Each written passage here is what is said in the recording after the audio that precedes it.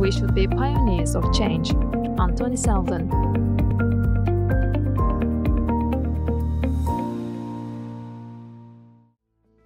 Mr. Seldon, considering the historical processes of education, it can be seen that change and transformation in education are somewhat slower.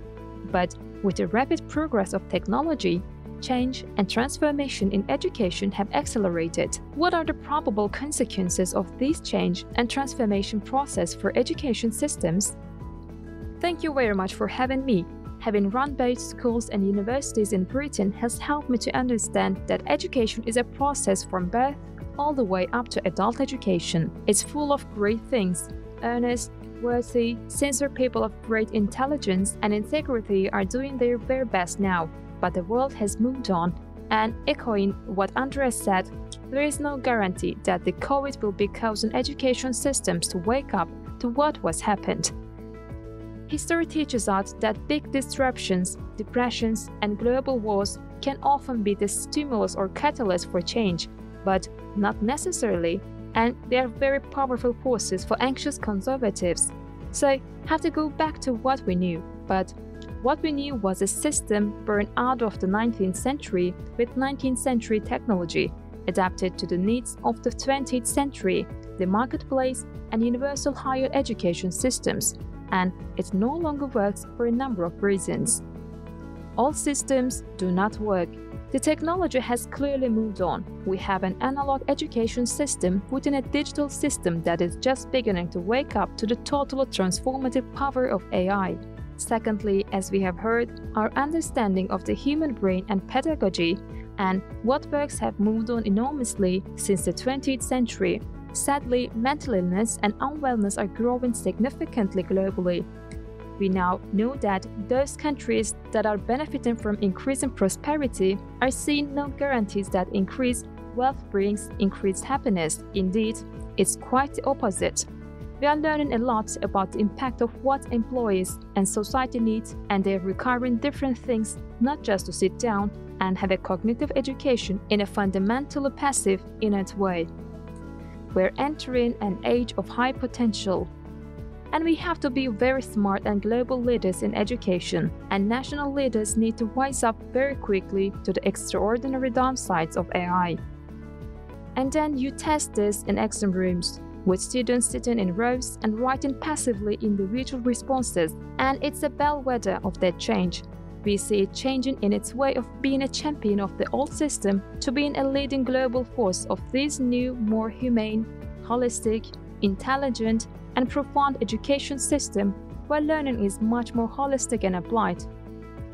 We have heard about 3 domains: the cognitive, the physical, and the social or emotional, to categorize it in that way.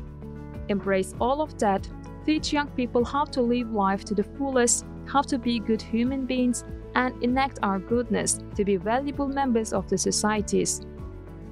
And more so about AI, about which I've written a lot in the 4th Education Revolution and which is now beginning to bite.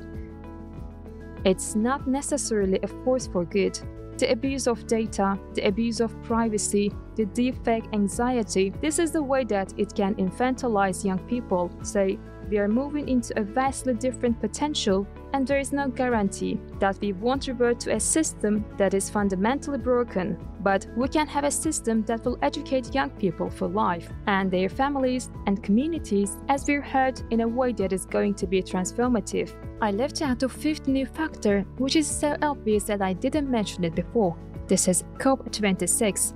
For this green value, it's no longer tenable to educate young people without a profound understanding from the age of 3 about the sense of living in harmony with the natural world and understanding nature and the cycles of nature. So, those are the 5 factors leading to the change, and AI and technology is just one of them. Social media and similar digital tools transform people. In this context, how do you evaluate the effects of digitalization on people in general and students in particular? Please understand that the digitalization is the 3rd education revolution's technology.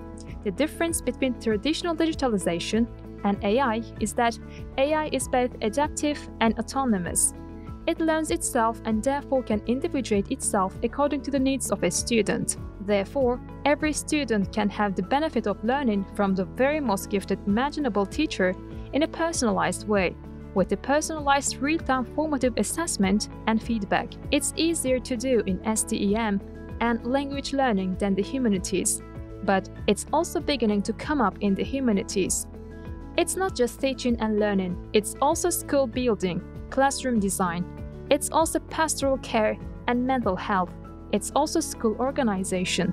So it's very facet of schools, and AI is beginning intelligent schools or smart schools in the same way that we're developing smart transport in smart cities. But it's also an enormous risk. It's an enormous risk or gaming. Now 2 billion people on the planet are engaged with computer games every week, and that's set to go up to 3 billion by 2025. Many of our young people in every country on Earth find much more intellectual stimulus in games than they do in their sometimes dull, I'm afraid, and repetitive passive learning in classrooms. At best, we use that technology to make students active learners in science, in physics, in biology, in geography and economics, with vast potential to enchant them and stimulate them and delight them. But this can also be exploited. There are enormous risks, and we will only get ahead of those risks if highly intelligent and far-seeing people are engaged and operating in the interest of the many, not the few. The few that are involved here include the computer and the edtech companies, who are making so much money out of our young people without giving very much money back to those systems. Let me finally say that the ethics of all this will become more and more essential, and if we do it well, young people will be able to learn twice as quickly, in schools 3 times as quickly. Technology can save us time. They'll be learning that the idea of schools as physical places with bricks and mortars is 20th century, and learning can take place in the evening. If a child is a morning learner or an evening learner, that's when they learn. First, it's taking place on weekends, on holidays, at their own speeds, and that frees up time for what we're all agreeing is enormously valuable for schools to be social places at the moment in so many school systems. This school says we're so busy putting passive knowledge into the heads of stressed out young people in a very inefficient way, that there is no time for the social learning, the creative work, the group work, the problem solving, the presentation skills, the voluntary activities, the trips and more, which all provide deep learning and the application of knowledge. By being much more efficient in learning and providing it in a much deeper and applied way, schools will be freed up to do so much more. Can a more qualified education model in higher education be compatible with the changing skills and competencies of businesses? Could massive open online courses be a serious alternative to the formal higher education model? Every aspect of universities is being changed, so universities aren't about only lectures. Lectures can be more conveniently done using existing technology online. Students could then stop the lecture to take notes, make a cup of coffee. Secondly, this is about seminars, and seminars with AI-facilitated massive open online courses, allowing these shy introverted students to contribute much more than they often did in physical space. Thirdly, it's about experiments, and experiments can take place using virtual reality, augmented reality, and mixed reality in extraordinarily exciting ways.